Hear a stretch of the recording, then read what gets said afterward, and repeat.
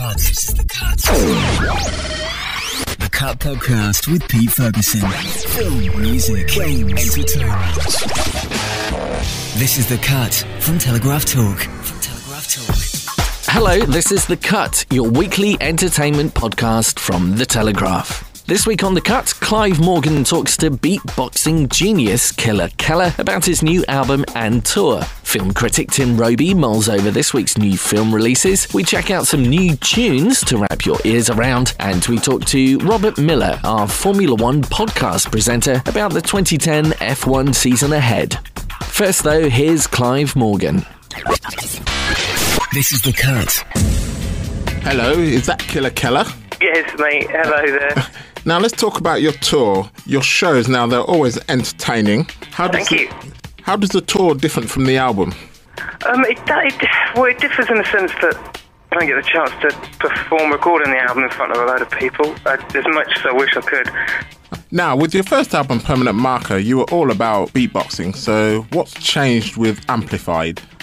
With Amplified, I really wanted to kind of take it to more of a more relevant sound, and kind of working yet again in tune with what's going on with the live show, and also taking more of a stance in that beatbox doesn't actually have to be beatbox, it can be vocally led, but then you integrate the patterns and the beats and the vocal scratching and the pitching and changing of voices and stuff, you can incorporate that within the songwriting as opposed to just like percussive, you know what I mean? Yeah, so you're trying to make it a bit more mainstream. Yeah, I think so, man. I think so, and why not? I think what was really cool about this is, a lot of people up to now, like Timbaland or Justin Timberlake or Jay Sean, they've all kind of incorporated on a pop level beatboxing as like, secondary to their production or their singing, and I'm just saying, I'm a beatboxer. I've honed my craft and I've done the whole spectrum of things that you can do with beatboxing, but actually I want to maybe inject vocals into it and maybe inject a bit of production into it, and all the strengths that I hold, I want to put it all into one, you know what I mean?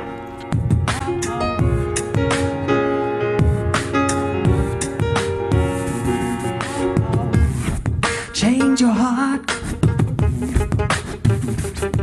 Look around you. You've collaborated with Pharrell Williams, Justin Timberlake, Prince, De La Soul. Are there any pop acts that you'd like to work with?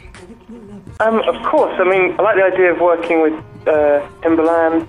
Timbaland is great. Noisia at the moment are killing it. They're some amazing producers out there that are doing a lot of fine pop stuff, In the past, you've done a lot of covers, including Britney Spears. So would you not be interested in doing a covers album? Yeah, I've thought about that, actually. I mean, it's certainly something I would do. And equally, to do an acoustic version of Amplified, the album, that's certainly something that I've thought about, changing up the whole album into just beatbox instrumental, just switching it up and taking it somewhere else. And I think the covers version would be wicked. I did an amazing cover with Need Your Lovin'. Did that alongside Jamie Cullum, and it was like me doing the beat and singing at the same time, and he was playing the piano and doing the backing vocals. That was wicked. Just going back to your live shows, what kind of surprises can we expect? You're just going to expect the whole kit and caboodle, man. It's the Amplified album.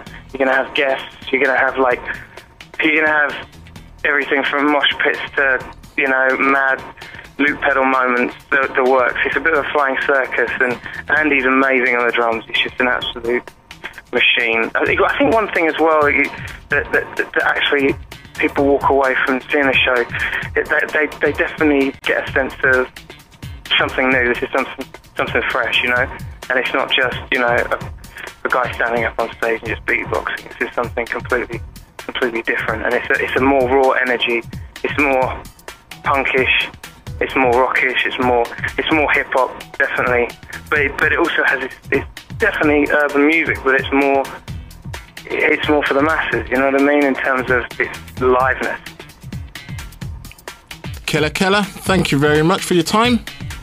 Wicked, thank you very much for having me, man. Take care, man. And that was Clive Morgan chatting to Beatboxer Killa Kela. And you can see Killa Kela live on tour throughout March. Still to come on The Cut, this week's new music and Telegraph F1 podcast presenter Robert Miller on the 2010 season ahead. Now though, here's film critic Tim Robey. Film. So Tim, I guess the first thing I should say is congratulations on your pick of The Hurt Locker doing very well at the Oscars. Yeah, I didn't pick it for best film. I kind of still thought Avatar might sneak in there just for the big one, but I got some of the other ones. Talking of war films, Green Zone is a new Iraqi movie directed by Paul Greengrass. Yeah, this is Paul Greengrass and Matt Damon back together again after the Bourne movies, and certainly trying to pitch this as kind of Bourne goes to Baghdad sort of thing. It's very absorbing and recommended. Basically, Matt Damon plays this guy called Roy Miller, who's a warrant officer in Baghdad in 2003. He's assigned to a WMD squad who are trying to investigate the sites where they're supposed to be manufacturing WMDs. The problem that they have is trying to integrate this into sort of a jittery chase thriller in the same kind of Bourne mode, and towards the end it just turns into a sort of outright chase movie. And this is one of the first blockbusters for 2010, I suppose. Yeah, this is. They held on to it for a few months. I think it was originally going to come out late last year, and they decided, okay, well, we'll hang on to them because they're not really Oscar movies. These are more kind of like commercial blockbusters, and there's a gap in the schedule for those in advance of the summer films coming out. Is he starting to age yet, Matt Damon? Because whenever I look at him, he always looks 12. Yeah, I feel he is getting kind of bulkier and heavier, and you can see he obviously kind of works out for these roles. So if you kind of compared him in this to, back in Good Will Hunting or something, you would notice the difference. Yeah, someone else who's starting to age is Leonardo Dicaprio. He's got a new film out as well. We'll talk about that in a second. But now for something completely different. It's a Swedish language film, The Girl with the Dragon Tattoo. Yeah, this is based on a phenomenally successful novel, a series of novels, and it's about a kind of missing girl. It's a very complicated plot. I hadn't actually read the book, and you can sense in the film that they're trying to cram in everything. The girl with the dragon tattoo herself is this mysterious kind of goth punk, leather-clad computer hacker, lesbian, general kind of male fantasy figure who kind of comes in and tries to help this guy out. She's sort of sending him emails and giving him little tips about what might have happened in this mystery. It's very elaborate and it's very intriguing and it's very polished, I think, as a film. I think it will get a good audience here. My question was whether it was a little bit too slavish, perhaps, because it does feel a bit overlong. So that's The Girl with the Dragon Tattoo from Sweden, rated 18. Previously, I mentioned there Leonardo Dicaprio in a brand new film. It's called Shutter Island. It's rated 15, directed by Mr. Scorsese. Tim, it's not the first time Martin Scorsese and Leonardo DiCaprio have worked together, is it? No, it's actually the fourth time. They did Gangs of New York, and then The Aviator, and then The Departed. Particularly in The Departed, I thought Leonardo was really growing as an actor. I thought he was kind of better than ever, and I think in comparison, his performance in Shutter Island is a little bit sort of stunted, actually. Scorsese's taken this novel by Dennis Lehane, who did Mystic River. Leo turns up, it's set in the 50s, and he turns up. He's this US Marshal, and he's investigating, again, Dragon Tattooish. He's investigating this patient in the asylum who's disappeared, this woman. It's very kind of dark and portentous and mysterious, and we know something's crazy and something's wrong. And it kind of carries on like this for 2 hours, 20 minutes. And as the mystery kind of unravels, it doesn't really get any more interesting. It just kind of gets a bit more obvious, and you realise there's a kind of big gimmicky twist coming. Scorsese fans are going to want to see it for all sorts of reasons. There's a big cast. There are a lot of good supporting actors turning up. You've got Ben Kingsley and Max von Sydow, the kind of psychiatrists who may or may not be concealing something. For me, it doesn't really add up coherently. I wanted it to be like Cape Fear, which is Scorsese's kind of real genre homage, which is really kind of amped up and quite exciting and melodramatic, whereas this one is much pulpier, it's much sillier really, and once you've figured out the twist, there's not a lot left to it. When in film do you get the twist without giving away too much? Is it sort of 2 hours in which case it's a long time to wait? It's kind of 2 hours in, but I reckon the penny will drop sooner for a lot of people. Alright, that's Shutter Island, rated 15, starring Leonardo DiCaprio. Just before you go, I'm going to go and watch Alice in Wonderland tonight. Should I watch it in 3D or 2D, or doesn't it make any difference? With this one, I'm not convinced the 3D is that much of an asset to it, but you might as well. I mean, it's taken a huge amount of money, this film. Loads of people are seeing it. I'm curious to know whether they're coming away as happy customers or not, because I wasn't quite. I'll let you know next week. Cheers, Tim. For the latest film news and reviews, head to telegraph.co.uk/The Cut. But right now, let's check out some new music. This is The Cut Music. Starting off with a group that have had a great 12 months, and it looks like it's set to continue with the brand new single. It's the Black Eyed Peas and Rock Your Body. We bumping in your parking lot. When you coming up in the spot, don't bring nothing we call pink dot, cause we burning around the clock. Hit the lights and then turn them off. If you green, that don't make you stop. Like the jungle, we run the block. No one rolling the way we rock. Up next, the Paps' favourite, Cheryl Cole, at least that's what she's still calling herself at the moment, and her brand new single, Parachutes.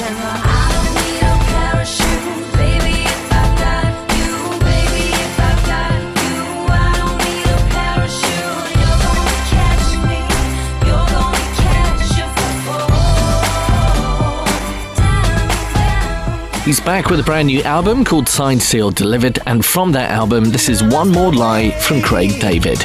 And if you ask to do the same again, standing in the shadows of love. Also out now, the fourth single to be released from the album Sticks and Stones. It's Jamie T and Emily's Heart. Bruised and bloody, I'm lying on the ground. I am aware that I let poor girl down. Well, the world has gone a little bit Justin Bieber crazy over the last few months, and it looks like that's set to continue with the brand new single, Baby.